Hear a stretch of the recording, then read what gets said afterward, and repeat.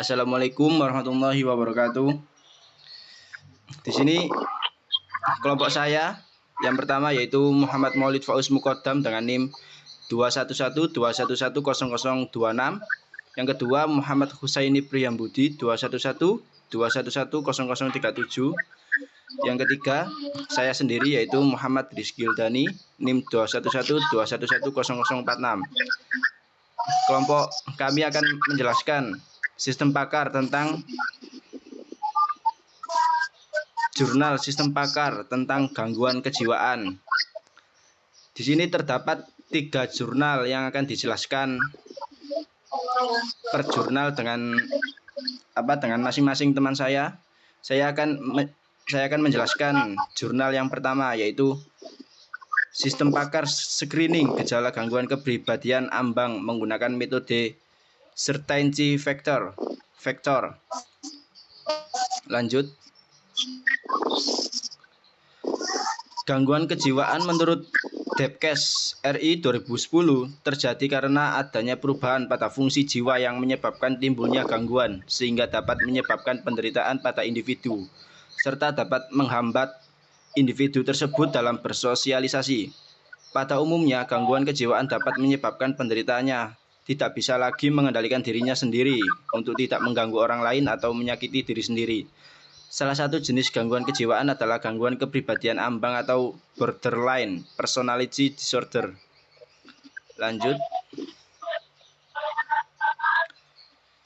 Untuk membantu menangani permasalahan tersebut, peneliti mencoba membangun sistem pakar yang dapat membantu proses pemeriksaan screening gejala gangguan kepribadian ambang dengan menggunakan metode Certainty Factor.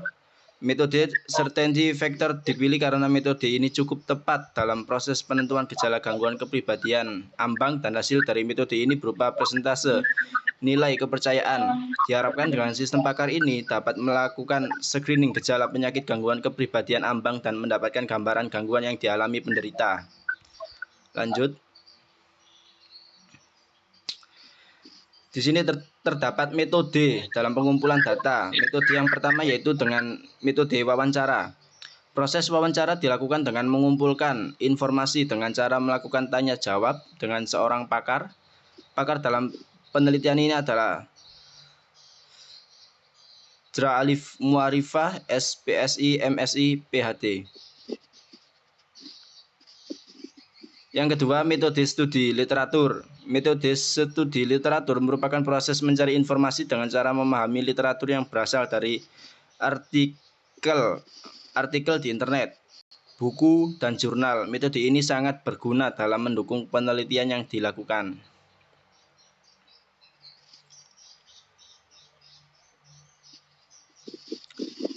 Adapun tahapan dalam pengembangan sistem yaitu model waterfall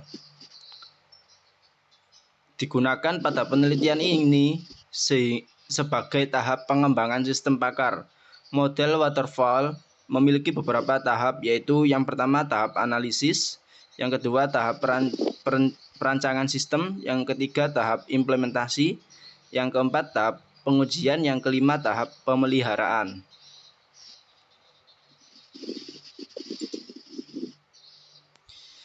Implementasi user interface. Tampilan beranda. Halaman yang pertama kali diakses pengguna adalah halaman beranda. Pengguna dapat membaca artikel tentang penyakit gangguan kepribadian ambang. Adapun tampilan untuk tes psikologi, halaman ini digunakan untuk mengisi gejala yang dialami pengguna, memproses input dari pengguna, kemudian sistem akan menghasilkan nilai kepercayaan gangguan kepribadian ambang.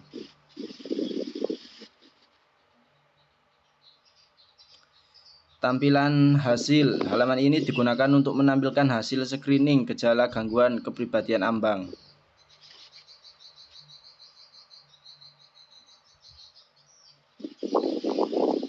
Adapun kesimpulan untuk jurnal 1 yaitu Penelitian yang telah dilakukan menghasilkan sebuah sistem pakar yang dapat membantu melakukan proses screening gejala gangguan kepribadian ambang dengan menggunakan metode certainty factor. Output yang dihasilkan berupa nilai kepercayaan terhadap penyakit tersebut.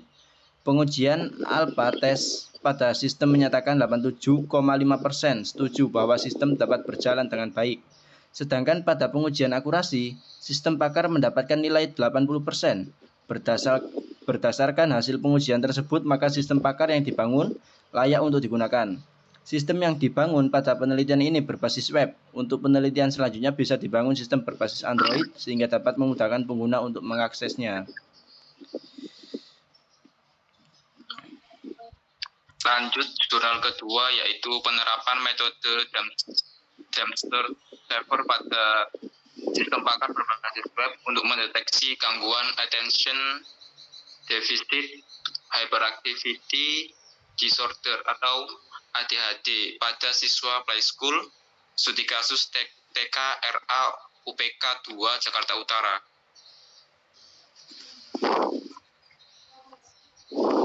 Latar belakang dari jurnal ini, gangguan attention deficit hyperactivity disorder atau ADH memiliki pengaruh yang besar pada pasien anak-anak dikarenakan pada rentang usia ini dimulainya tahap awal untuk menerima pembelajaran dan asosiasi terhadap lingkungan.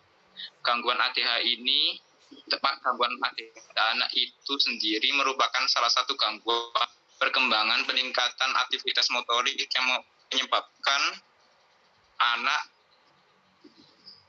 yang berlebih atau di luar batas normal.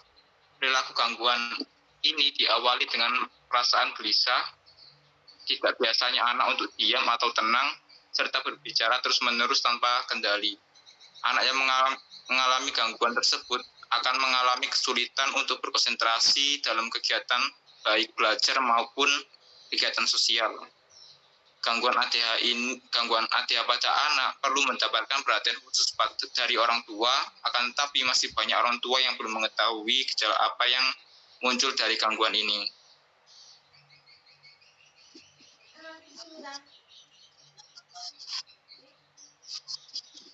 Model pengumpulan data dalam jurnal ini yang pertama, satu observasi. Teknik pendekatan untuk mendapatkan data primer dengan cara mengamati langsung objek datanya.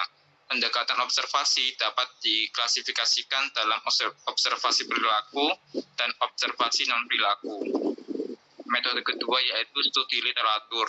Kegiatan dilakukan dengan mewawancarai pihak sekolah, terutama guru bidang kesiswaan dan wali kelas yang melihat perilaku siswa dalam kegiatan pembelajaran, dan juga beberapa orang ahli pakar yaitu dokter psikologi yang ahli dalam mendiagnosa dari gangguan ADH. Ketiga yaitu studi pustaka.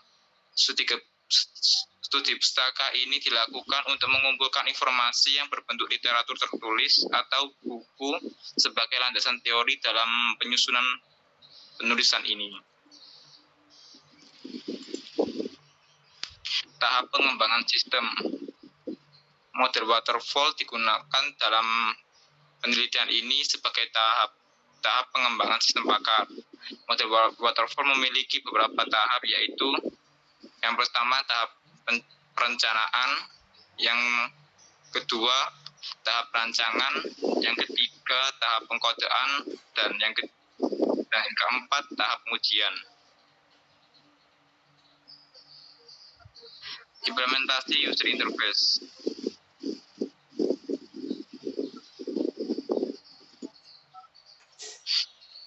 Ini adalah halaman dashboard utama dari aplikasi yang akan diterapkan di jurnal ini. Lanjut.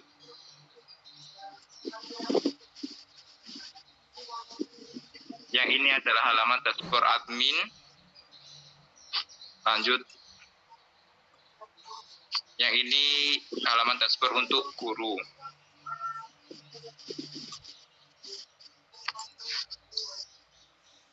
Kesimpulan jurnal untuk jurnal kedua ini yaitu hasil dari analisa dan pengujian terhadap aplikasi sistem pakar mendeteksi gangguan ATH menggunakan metode Debster Saver dapat disimpulkan yang pertama, berdasarkan hasil data dari penelitian dan pengujian aplikasi pakar telah berjalan sesuai yang diharapkan.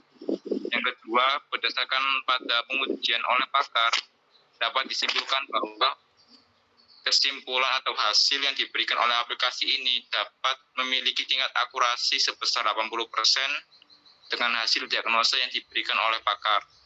Yang ketiga, aplikasi sistem pakar ini tidak dapat digunakan sebagai pengambilan keputusan akhir dalam mendeteksi gangguan ATH yang dialami oleh siswa.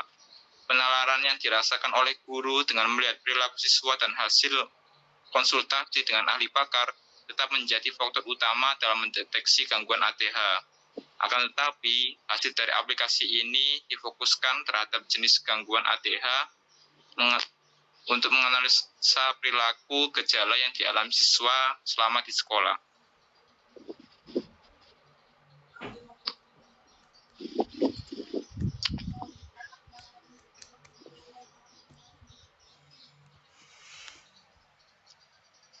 Jurnal ketiga, yaitu dengan judul Sistem Pakar Diagnosa Gangguan Psikologi Manusia dengan Metode Forward Chaining berbasis web.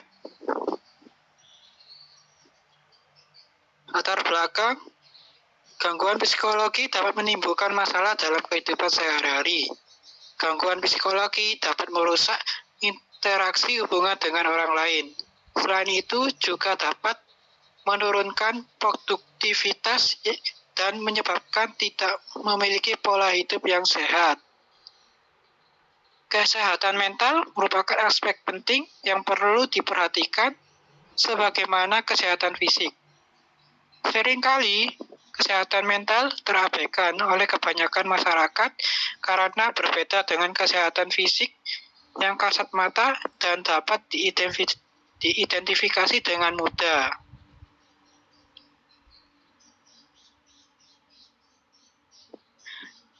Tahapan pengembangan sistem.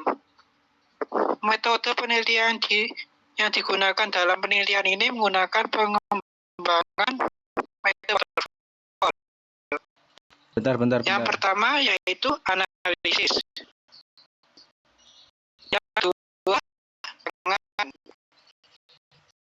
Yang ketiga, implementasi. Yang keempat, pengujian. Dan yang terakhir adalah pemeliharaan.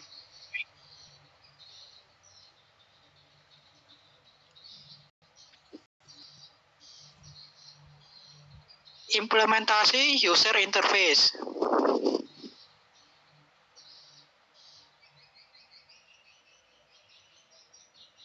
Ini adalah tampilan beranda untuk sistem pakar diagnosa penyakit tersebut. Dan ini adalah tampilan dashboard yang berisikan nama penyakit,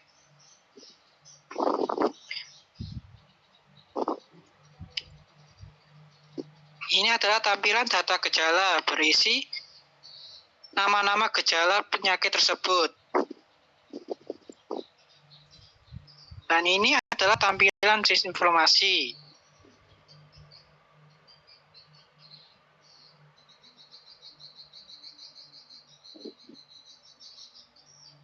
Berdasarkan hasil di atas, maka bisa disimpulkan bahwa sistem pakar diagnosa gangguan psikologi pada manusia ini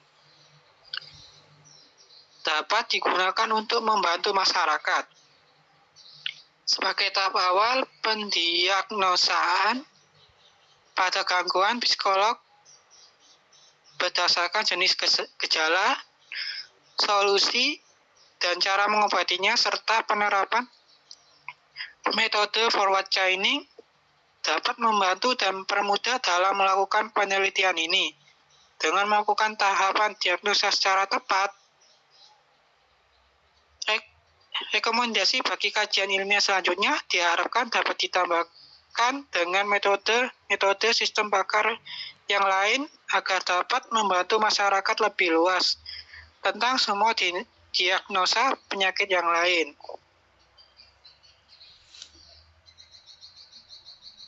Sumber referensi yang pertama yaitu dari jurnal yang dibuat oleh Miftahur Rahma Rosyida Trisurya Wahyu Aji dengan judul Sistem Pakar Screening Gejala Gangguan Kepribadian Ambang menggunakan metode Certain Factor tahun 2022. Yang kedua yaitu jurnal yang dibuat oleh Septiani Mardiana Hadi Zakaria dengan judul Penerapan Metode Dempster-Shaver pada Sistem Pakar Berbasis Web untuk Mendeteksi Gangguan Attention Deficit Hyper Disorder atau ADHD pada siswa Playschool Studi Kasus TKRA UPK 2 Jakarta Utara pada tahun 2022. Yang ketiga, jurnal dari Riza Rahman dan Din Alif Ahmad dengan judul Sistem Pakar Diagnosa Gangguan Psikologi Manusia dengan Metode Forward Chaining Berbasis Web pada tahun 2023.